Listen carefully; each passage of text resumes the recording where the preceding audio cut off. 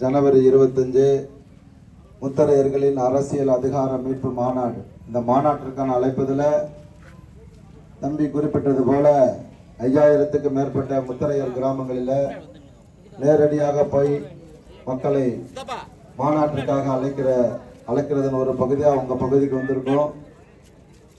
மிக பெரும்பான்மையான சமூகம்.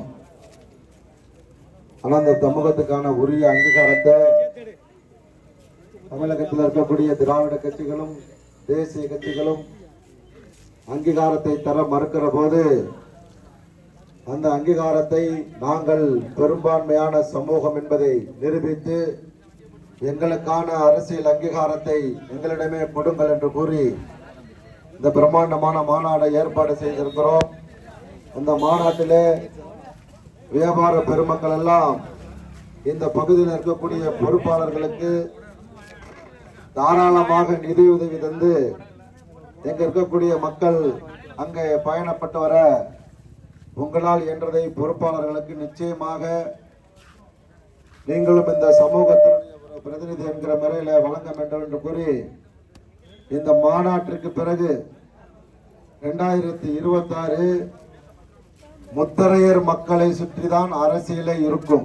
எப்படி பாட்டாளிகள் வன்னியர் சமூக மக்கள் பாட்டாளி மக்கள் கட்சி என்கிற பெயரில் அரசியலை முன்னெடுத்தார்களோ, எப்படி பறையர் சமூக மக்கள் விடுதலை சிறுத்தைகள் என்கிற பெயரில் தமக்கான அரசியலை முன்னெடுத்தார்களோ, அதே போல இந்த முத்தரையர் மக்களும் தமிழர் தேசம் கட்சி என்கிற பெயரில் தமக்கான அரசியலை முன்னெடுக்க போகிறார்கள்.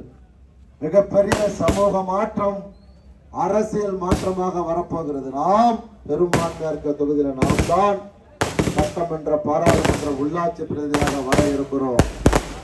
கூட்டணி என்கிற பெயரில் எதற்கான அரசியல் அங்கீகாரத்தை கொடுக்கவில்லை என்று சொன்னால் 30 to 40 சட்டமன்ற தொகுதிகளில் ஜெயிக்கிறவன் தோப்பான், தோக்குறவன் ஜெயிப்பான். நிகழ்த்தி காட்டிருக்கிறோம், சும்மா கிடையாது. திருமயம் சட்டமன்ற தொகுதியில இந்த செல்வகுமார் வீர முத்தரையர் முன்னேற்ற சங்கத்தின் சார்பில் சுயேட்சையா களம் காணலனா இந்த நாட்டிற்கே இந்த தமிழகத்திற்கே சட்டத்துறை மந்திரி கனிமவளத்துறை மந்திரி கிடையாது. வெறும் 1600 ஓட்டு.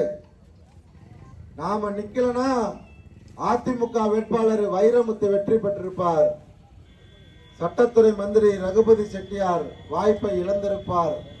அமைச்சர் பதவி அவர் வந்திருக்காது. ஆகவே திராவிட கட்சிகளும் தேசிய கட்சிகளும் இதுல மனசுல வச்சுக்கிட்டு நமக்கான அரசியல் அங்கீகாரத்தை தரலன்னு சொன்னா நாமளே கணம் காண்போம். அந்த மாநாட்டில் இந்த மாதிரி விஷயங்கள்லாம் பேச இருக்கும்.